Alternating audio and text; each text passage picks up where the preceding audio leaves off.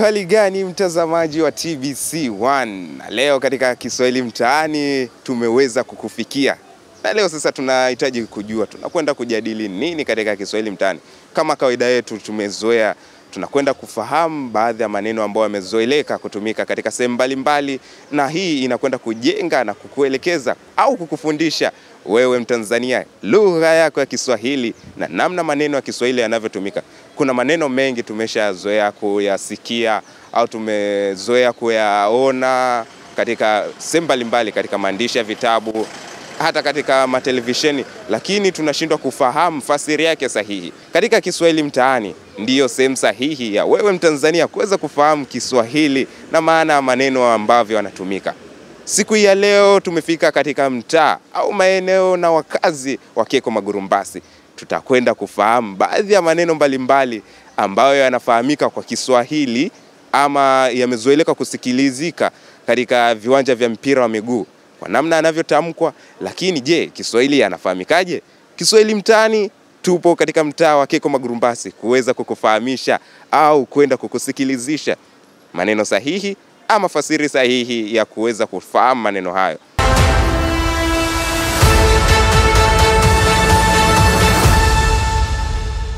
Kiswahili Mtaani siku ya leo tumekutana hapa na ndugu yetu, tutakwenda kuzungumza tujue kwamba yeye ana nini katika Kiswahili. Habari za leo? Safi kaka, habari wewe? Uko salama? Mimi niko poa, sijui wewe? Mimi niko safi kabisa. Kwenye masuala ya mpira haya, neno letu la kwanza linaitwa ball caving au bending. Wewe unajua ni nini? Kwa kweli ball caving, bending, sio mtaalamu sana wa mpira. Sina ujanja sana wa hivyo. Lakini unaweza ukawa unajua hata maana yake au unafanya kazi gani au inakuwaje? Hapana. Hilo lenyewe ni gumu kwangu.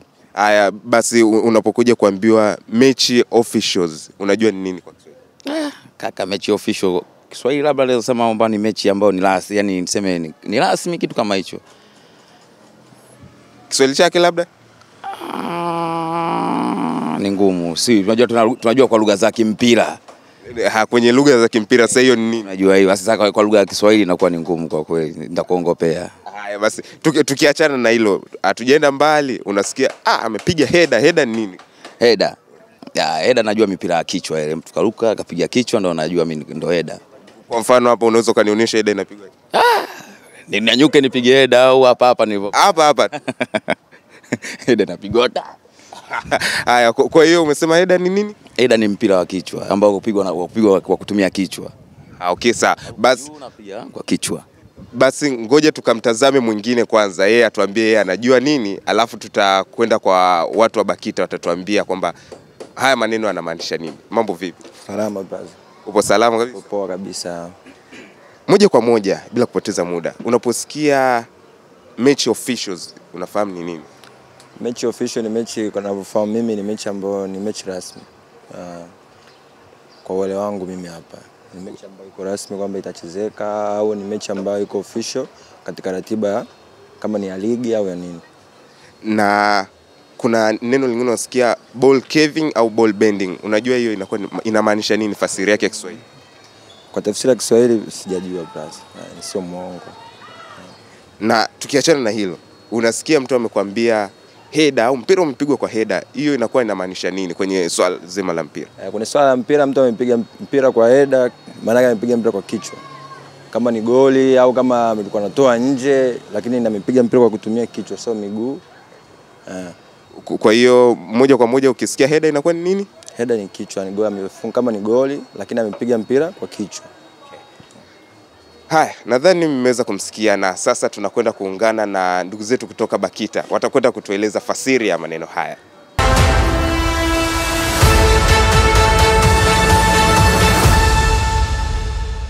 Kuna maneno matatu ambayo tumeweza kuwapatia wana Keko Magurumbasi.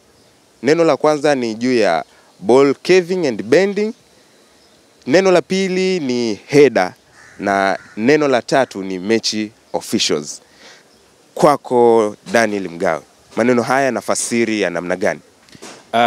Tunapokuja kwenye swala la mpira wa miguu, mchezo wa mpira wa miguu, ukisikia mtangazaji anasema ball caving au ball bending, maana yake anamaanisha pigo mzungusho au pigo ndizi.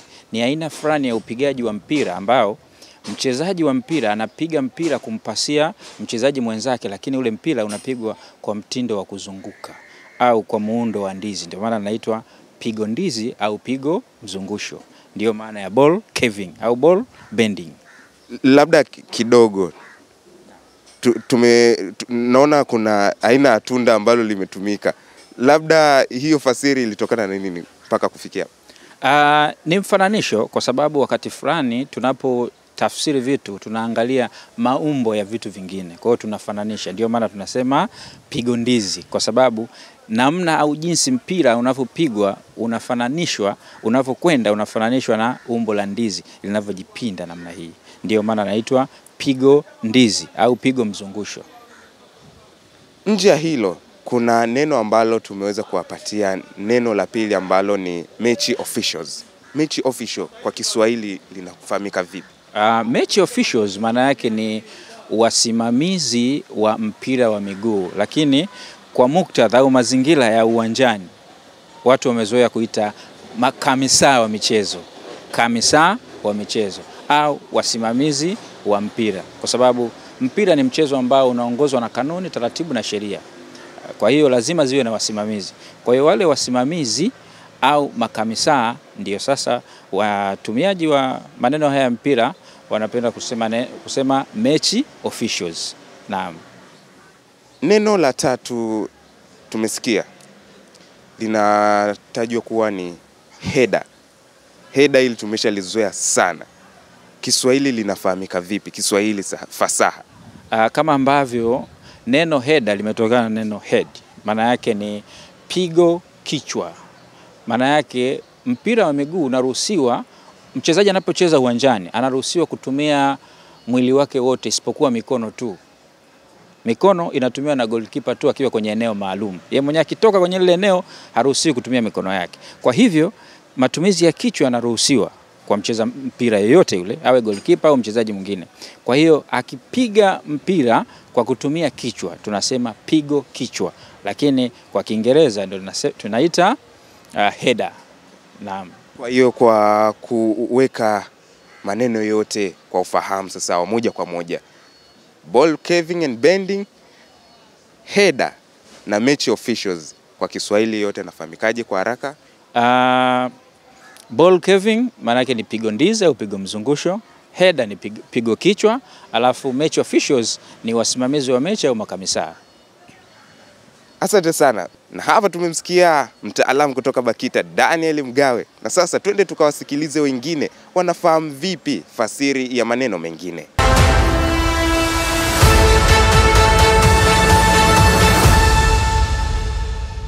Haya, sasa ni wakati mwingine wa kupata maneno ya Kiswahili yanayotumika katika mchezo. Sasa na hapa tuna maneno yetu kadhaa. Mambo vipi kwanza? Safi, mambo vipi? Salama kabisa. Habari za kazi? Salama kabisa.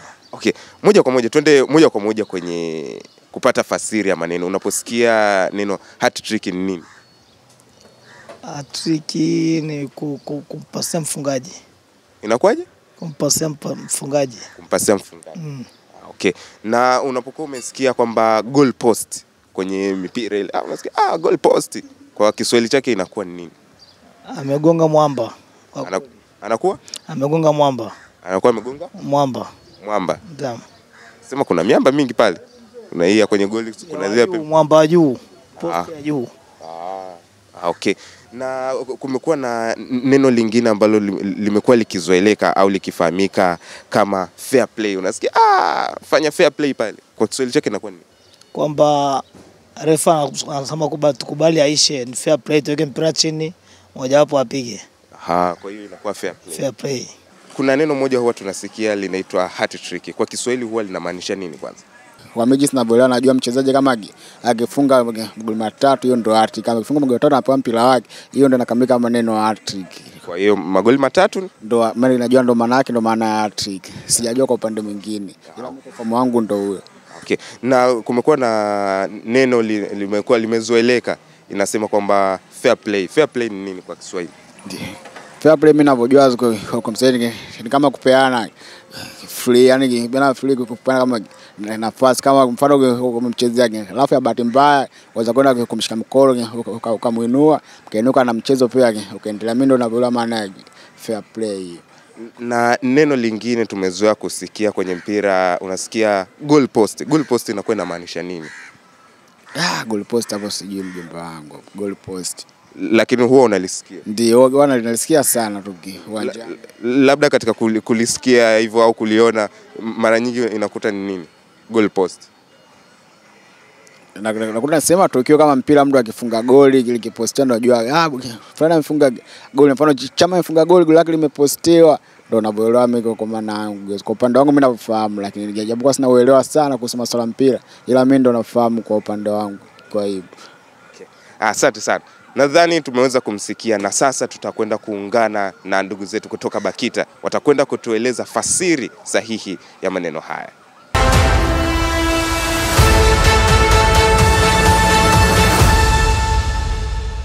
Tunakwenda sasa kupata fasiri kutoka kwa Mr. Ambrose Mughanga, mtaalamu kutoka BAKITA, Baraza la Kiswahili Tanzania. Anakwenda kutupatia fasiri ya maneno haya ambayo tumeweza kuwasikia wananchi na wakazi wa Keko Magurumbasi. Mr. Ambrose, habari yako? Salama kabisa. Mpo salama kabisa? Kabisa tu. Kiswahili kinaendelea au bado ndo tunajitafutiza? Kinakuwa sana. Kiswahili sasa hivi kiko mbali, ni cha kimataifa. Na tuna tarehe ambayo tunaazimisha kila mwaka tarehe 7 mwezi wa 7. Siku ya Kiswahili duniani. Kwa hiyo kimekuwa kiko vizuri. Kuna maneno ambayo tumeweza kuwasikiliza na kuwasikia wana Keko Magurumbasi hapa ambao wameweza kutuambia na wametueleza fasiri zao ambazo wanazifahamu katika maneno ambayo yamezoeleka kutumika katika viwanja vya mpira na katika mchezo wa mpira wa miguu. Tuna maneno matatu. Tuna hat-trick, tuna goal post na fair play.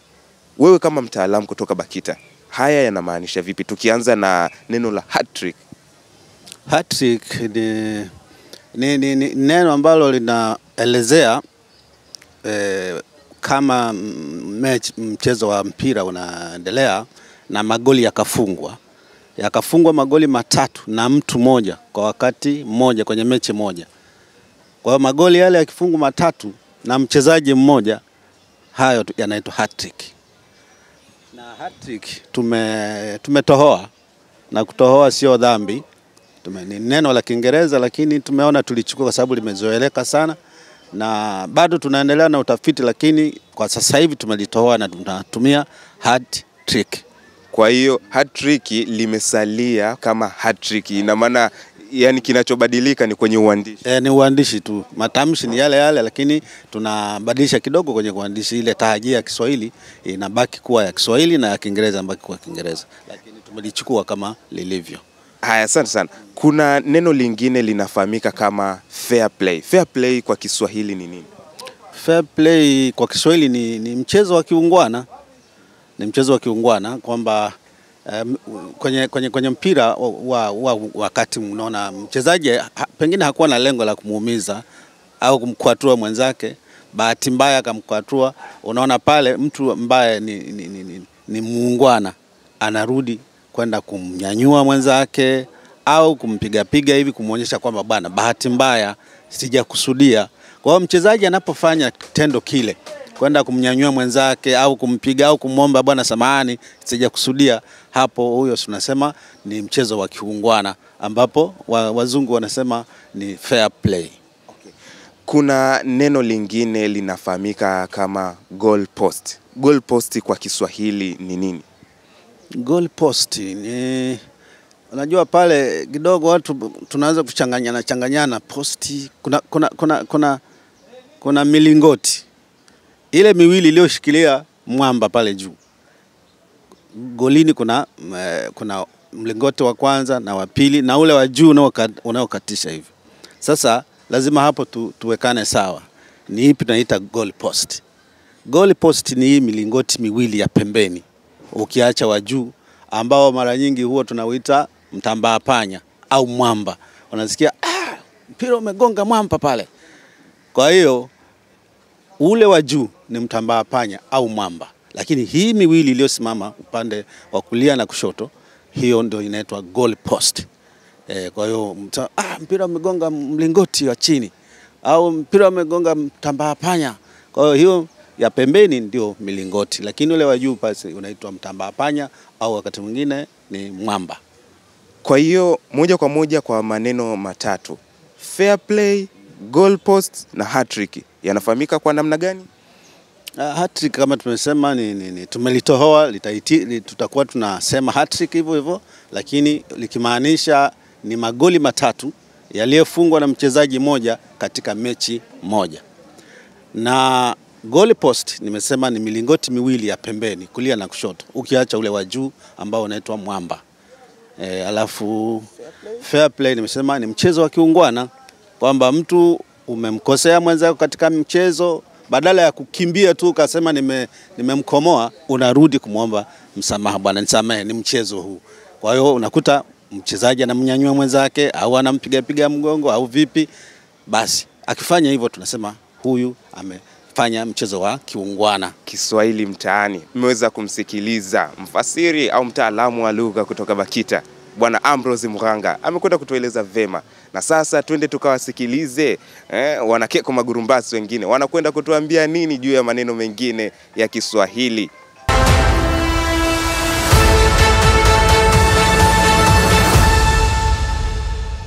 Tumekutana na ndugu yetu mwingine hapa. Atakwenda kutuambia kwanza, unafahamika kwa jina gani? Inafahamika kwa jina la Tobias Melchior Urio. Mr. Urio. Yeah. Kuna maneno mengi tumekuwa tukiasikia au yanatumika viwanjani na masuala mazima michezo ya mpira wa miguu. Ndio. Na maneno hayo tunataka tufahamu kwa Kiswahili yanakuwa yanafahamika vipi. Kuna neno huwa tunalisikia linaitwa cross. Ukisikia neno cross kwa Kiswahili linakuwa linaitwaje? Cross. Cross. Kwa Kiswahili inaitwa ni kama mtu umeweka sawa mpira sawa, lakini kwa cross. Ndio. Na kuna neno lingine tumezoea kulisikia, tunakuwa linaitwa dead ball. Dead ball maana yake ni nini kwa Kiswahili? Dead ball. Dead ball maana yake ni mpira. Okay.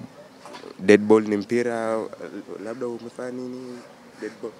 Dead ball kulingana na boli, vijana wanapenda mpira, vijana wanapenda uwanjani.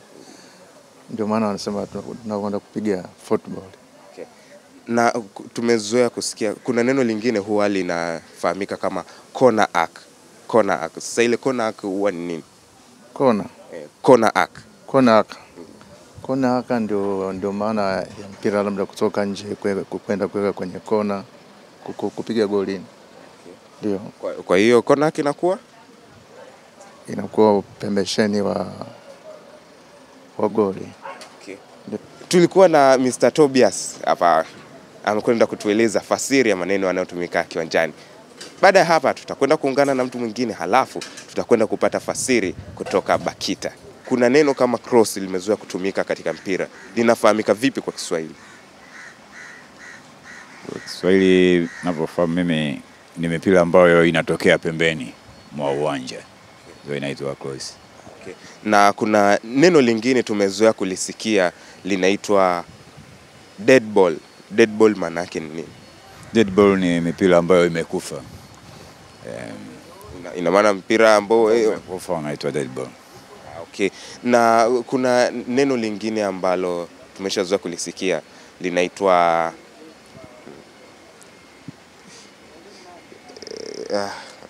okay.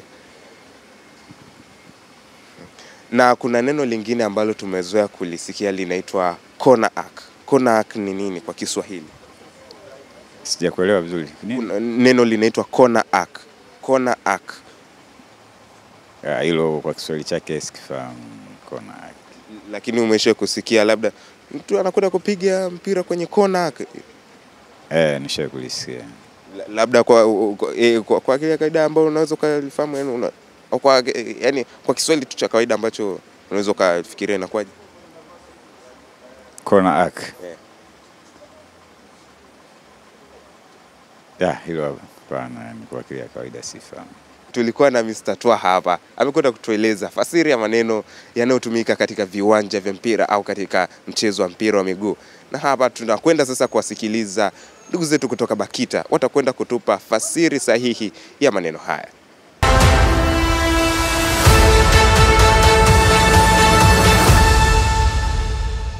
kuna maneno ambayo tunahitaji kupata sasa fasiri yake sahihi ambayo tumezoea kusikiliza katika mchezo wa mpira wa miguu. Kuna maneno matatu. La kwanza ni corner arc, dead ball na cross. Hayo maneno sasa tunduka tupatie fasiri yake, tukianza na neno cross. Maana yake kwa Kiswahili ni nini? Cross maana yake ni, kwanza ni neno ambalo tumelitohoa. Kutohoa si dhambi kwa sababu lugha zote zinatohoa maneno kwa ajili ya kujiongezea msamiati ambao utatumika kwa ajili ya matumizi mbalimbali. Kwa hiyo neno cross tunaweza tukaliandika kwa Kiswahili vile vile na litatofautiana tu namna ya kuliandika. Au kwa neno jingine sasa tunaita majalo. Majalo maana yake au cross ni pasi ya nguvu ambayo inapigwa na mchezaji kutoka mbali kumfikia ili iweze kumfikia mchezaji mwenzake. Hiyo ndio tunaita cross au majalo. Lakini mara zingine tumeshazoea kusikia neno cross kwenye sehemu zingine ni kama msalaba au njia iliyokatisha. Kwa hiyo kwa mpira inakuwa ina tofauti gani? Unajua matumizi ya lugha huwa yanategemea na muktadha au mazingira. Neno moja linaweza likabeba maana tofauti 2 au 3 kulingana na wapi limetumika. Kwa hiyo kwa muktadha au mazingira ya kiwanja cha mpira wa miguu, tunaposema neno cross tunamaanisha majalo au pasi ya mbali inayopigwa na mchezaji ili mfikie mchezaji mwenzake. Lakini neno cross likitumika mfano barabarani linaonyesha ni sehemu ambapo kivuko cha watembea kwa miguu. Naam. Haya, tuna neno lingine linaitwa dead ball. Maana yake kwa Kiswahili ni nini? Dead ball kwa Kiswahili ndio kama umewahi kusikia wanasema mpira tuli. Lakini watazamaji wengi na wafuatiliaji wengi sana wa mpira wa miguu wenyewe wamezoea kusema neno mpira uliokufa, lakini si neno sanifu. Tunatumia neno mpira tuli kwa sababu lugha ili iweze kukua, ienee na iweze kufanya kazi kwa ufasaha ni lazima iwe imesanifishwa. Lazima watu wamekubaliana, wataalamu wamekubaliana na watumiaji ili iweze kuleta mahitaji ambayo yanahitajika kwa jamii husika. Kwa hiyo tunaposema dead ball hatutumii kwamba mpira uliokufa, tutakuwa tunafanya tafsiri ya sisisi. Mpira hauwezi kufa, ila tunasema mpira tuli kwa sababu mpigaji anautenga unatulia ndipo anapiga. Na tusubiri mpira ufe kwa sababu mpira hauwezi kufa.